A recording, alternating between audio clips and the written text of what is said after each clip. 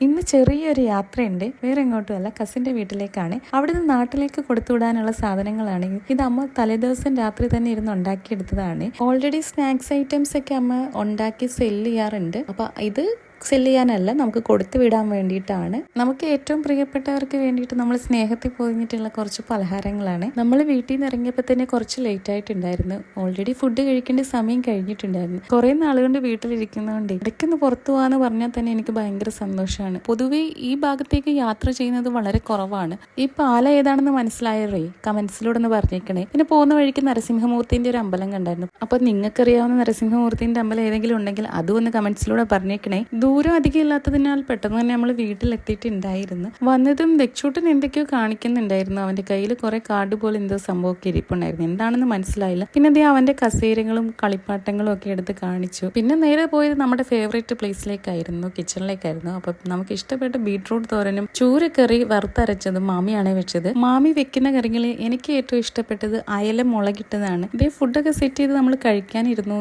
ഞാൻ കഴിക്കാനായിട്ട് മീൻകറിന്റെ തലയാണ് എടുത്തത്. എനിക്ക് തല ഭയങ്കര ഇഷ്ടമാണ് കഴിക്കാൻ. ആർക്കൊക്കെ തല കഴിക്കാൻ ഇഷ്ടമുണ്ടെന്നുള്ളതൊന്ന് കമന്റിലൂടെ പറഞ്ഞേക്കണേ. പിന്നെ ഫുഡൊക്കെ കഴിച്ചു കഴിഞ്ഞാൽ അമ്മയും മാമിയൊക്കെ അവിടെ ഇരുന്ന് കഥ പറയാൻ തുടങ്ങി. അവരവരുടെ കുശലങ്ങളും കാര്യങ്ങളൊക്കെ. അപ്പോഴത്തേക്കും നമ്മുടെ ദച്ചൂട്ടൻ പോയിട്ട് അവന്റെ അംഗനവാടി പഠിപ്പിക്കുന്ന ടെക്സ്റ്റ് ബുക്കുകളൊക്കെ എടുത്തുകൊണ്ട് വന്ന് എന്നെ കാണിക്കുകയും അതെന്താണെന്നൊക്കെ പറഞ്ഞു തരികയൊക്കെ ചെയ്തിട്ടുണ്ടായിരുന്നു. നമ്മൾ അംഗനവാടി പഠിച്ചിരുന്ന സമയത്ത് ഇങ്ങനൊന്നും ഉണ്ടായിരുന്നില്ലേ. ഇപ്പൊ ഇവരുടെ ടെക്സ്റ്റ് ബുക്ക് നോക്കുകയാണെന്നുണ്ടെങ്കിൽ സൂഷി, ഐസ്ക്രീമും ഡോണറ്റ്സും ഒക്കെയാണ് ഉള്ളത്. കഥകളും കാര്യങ്ങളും കഴിഞ്ഞപ്പോഴത്തേക്ക് ചായ വന്നിട്ടുണ്ടായിരുന്നു. ചായ കുടിക്ക് ശേഷം ഞങ്ങൾ അവിടുന്ന് യാത്ര പറഞ്ഞിറങ്ങിയിട്ടുണ്ടായിരുന്നു. യാത്ര പറയാൻ സമയത്താണ് ദച്ചൂട്ടന്റെ മുഖം വാടിയിട്ടുണ്ടായിരുന്നേ. അവന് നല്ല സങ്കടം ഉണ്ടെന്ന് മനസ്സിലായി. ഞങ്ങളും യാത്ര പറഞ്ഞു ഇറങ്ങി. അതിനുശേഷം വീട്ടിൽ വന്നപ്പോൾ ജുങ്കാപ്പി ഞങ്ങളെ വെയിറ്റ് ചെയ്തിരിക്കുകയായിരുന്നു. അവന്റെ സ്നേഹപ്രകടനമാണ്. ഇനിയും ചെറിയ ചെറിയ കഥകളും ചെറിയ ചെറിയ വിശേഷങ്ങളുമായി അടുത്ത വീഡിയോയിൽ കാണാമേ.